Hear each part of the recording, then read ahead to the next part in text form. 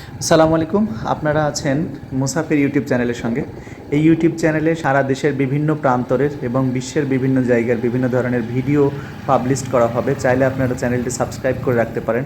আজকের পর্বে আপনাদেরকে আমরা দেখাচ্ছি কুয়াকাটা সমুদ্র সৈকত থেকে মূল পয়েন্ট থেকে কিভাবে আপনারা বাইক রিজার্ভ করে নিয়ে টোটাল 12টা পয়েন্ট অর্থাৎ ঝাউবন, লালকাঁকড়ার চর, রাখাইন পল্লী সহ বিভিন্ন জায়গায় আপনারা বাইকে ট্যুর করবেন। তবে এই ক্ষেত্রে আপনাদের জন্য একটু পরামর্শ থাকবে, সেটা হচ্ছে অনেক বাইকার আপনাদের কাছে আসবে এবং আপনাদেরকে বিভিন্নভাবে প্রতারিত করার চেষ্টা করবে। কেউ 1000 টাকা, কেউ 1800, 1500 এরকম টাকা অফার করবে। কিন্তু আপনারা চাইলে সর্বনিম্ন 500 টাকাতে রিজার্ভ করে আপনারা 12টা পয়েন্ট আপনারা সুন্দরভাবে ভিউ করতে পারবেন। তবে মনে রাখবেন, এখানে কিন্তু আপনারা অটো অথবা ভ্যানে যেতে পারবেন না, কারণ সামনে একটা নদী আছে। সেই নদীটা কিন্তু আপনারা নৌকাতে পার করে তারপরে সেখানে যাবেন, সে চরের মধ্যে।